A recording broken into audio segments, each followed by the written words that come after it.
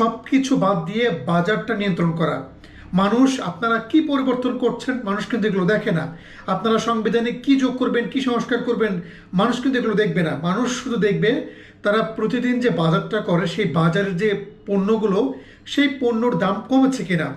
আপনারা পণ্যের দাম নিয়ন্ত্রণে নিয়ে আসেন, দেখবেন যে মানুষ আপনাদেরকে সমর্থন দেবে। আপনারা যতদিন থাকবেন মানুষ আপনাদেরকে সমর্থন দেবে। মানুষ আর কিচ্ছু চায় না, মানুষ চায় দুই বেলা শান্তি মতো খেতে। সেই কাজটা আপনারা করেন।